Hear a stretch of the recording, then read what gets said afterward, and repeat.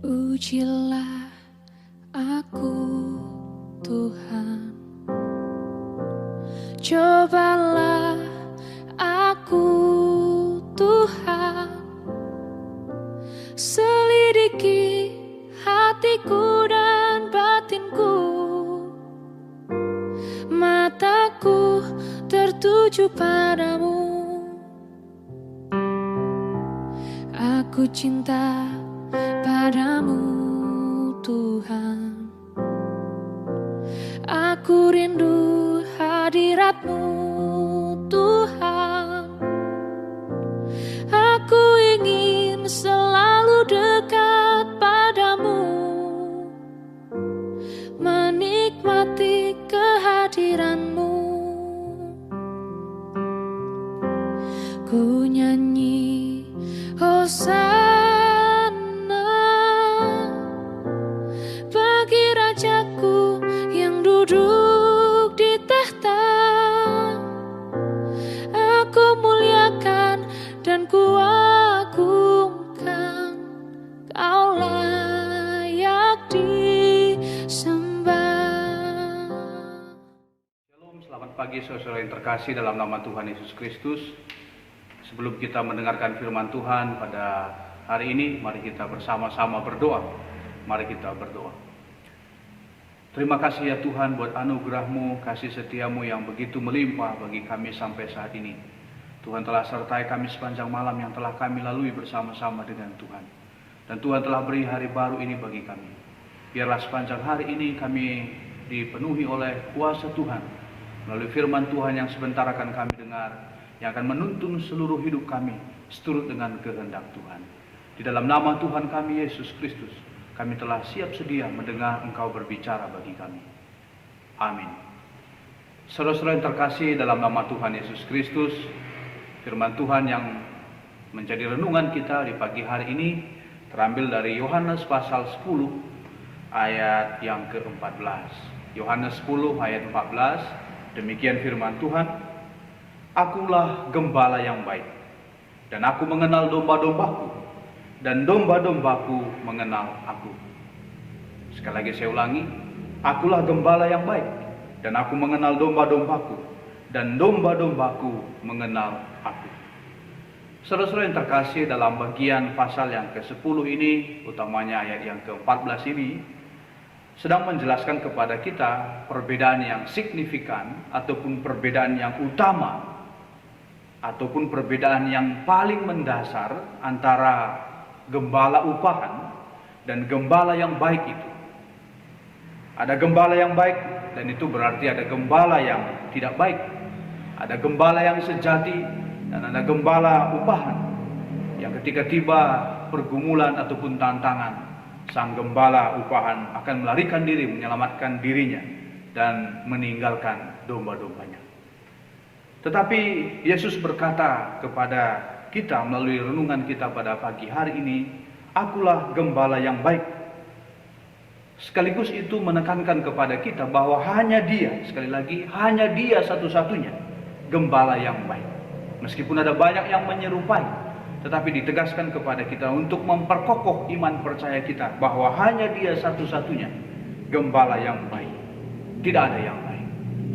Saudara yang terkasih, gambaran antara gembala yang baik dan domba dalam bagian ini menjelaskan tentang relasi antara Allah dan umatnya. Melalui perjanjian lama, sejarah ataupun pernyataan, hubungan antara Allah dan umatnya begitu ditegaskan. Dalam hal ini, relasi jelas ada kaitannya dengan saling mengenal antara gembala itu sendiri dengan domba-dombanya. Bahwa Allah mengenal umatnya sebagai kepunyaannya, itu berarti kita adalah miliknya. Dia mengenal kita begitu baiknya. Dan itu menegaskan kepada kita bahwa kita adalah dimiliki oleh Allah. Pemilik sejatinya diri kita adalah Allah itu sendiri. Dan dengan demikian seharusnya juga kepada kita domba ini, kita juga mengenal Allah, ataupun harusnya kita mengenal siapa gembala sejati kita. Allah mengenal kita, dan kita juga seharusnya mengenal Allah dalam kehidupan kita. Dan jelas itu mengingatkan kita tentang istilah relasi relasi kita dengan Tuhan, relasi kita yang baik dengan Tuhan, biasanya akan mempengaruhi seluruh aspek hidup kita, ke tengah-tengah kehidupan kita sehari-hari. Ada banyak saudara yang terkasih, relasinya yang baik dengan Tuhan akan juga mempengaruhi relasinya yang baik dengan sesamanya, dan juga seluruh dunia ini.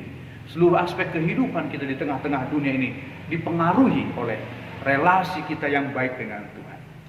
Saudara yang terkasih, sadarkah kita selama ini bahwa oleh karena dosa, relasi kita antara kita dengan Allah, antara domba dengan Allah, itu menjadi rusak oleh karena dosa. Tetapi kembali di dalam diri Yesus Kristus, relasi itu dipulihkan. Dengan demikian, nats ini juga menegaskan kepada kita bahwa terjadinya pemulihan relasi antara kita dengan Allah itu terjadi di dalam diri Yesus Kristus. Dan itu merupakan salah satu berkat yang terbesar dalam hidup kita. Ada berkat yang luar biasa ketika dikatakan pemulihan relasi ini bersama-sama antara kita dengan Allah. Saudara yang terkasih, tidak ada manusia di dunia ini yang tidak dikenal, yang tidak ingin dikenal. Semua kita pasti berkeinginan untuk dikenal, entah bagaimanapun caranya itu. Kita ingin rindu untuk dikenal, apakah melalui prestasi kita, melalui kekayaan, kekuasaan, dan sebagainya.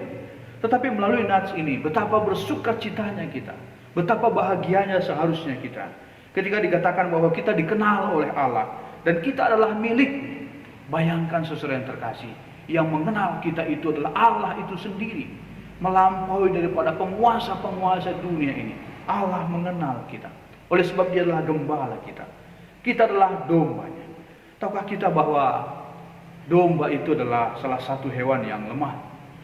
Di satu sisi, nats ini sedang menunjukkan kepada kita bahwa tanpa perlindungan dari gembala yang sejati itu, dari gembala yang baik itu, akan sangat mudah bagi kita dimangsa, tanda kutip, oleh dunia ini, dipengaruhi oleh dunia ini. Maka dengan demikian, nats ini juga menjadi sangat penting bagi kita, mengingatkan kita untuk senantiasa berlindung kepadanya, dan tidak hanya mengandalkan diri kita sendiri, karena kita sadar bahwa kita lemah tanpa gembala sejati kita, bahwa kita membutuhkan pertolongannya senantiasa. Di tengah-tengah begitu banyak hal yang mungkin saja menyerang kehidupan kita, kita membutuhkan gembala sejati itu. Maka jangan pernah dalam hal ini mengandalkan diri sendiri, oleh sebab pada dasarnya, pada hakikatnya kita begitu lemah di tengah-tengah kehidupan ini. Kita membutuhkan gembala yang sejati itu. Saudara yang terkasih, Tuhan Yesus digambarkan sebagai gembala yang baik.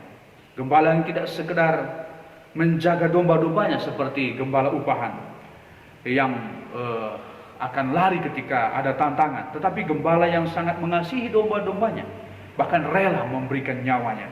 Gembala ini sangat mengenal domba-dombanya karena kita adalah kepunyaannya.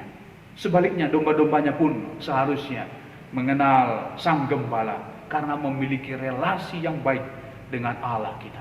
Seharusnya itu menjadi hal yang perlu kita renungkan dalam kehidupan kita. Dia Allah, Dia gembala sejati yang rela menyerahkan dirinya kepada kita. Sekarang apakah kita juga dengan sukacita menyerahkan diri kita sebagai alat kemuliaan bagi Allah? Ketika diperhadapkan dengan kerelaan Allah menyerahkan dirinya kepada domba-dombanya, bagaimana respon kita menanggapi ini? Apakah kita juga rela menyerahkan diri kita sebagai alat untuk kemuliaan nama Allah di tengah-tengah dunia ini? Dia telah menjadi gembala yang baik bagi kita. Sekarang menjadi pertanyaannya, apakah kita juga sudah menjadi domba yang baik bagi gembala kita? Apakah kita sudah menjadi domba-domba yang baik bagi gembala kita? Allah mengenal kita, gembala sejati kita mengenal kita. Juga menjadi pertanyaan kepada kita, apakah kita mampu membedakan gembala yang baik atau gembala yang upahan sebagai kita sang domba itu?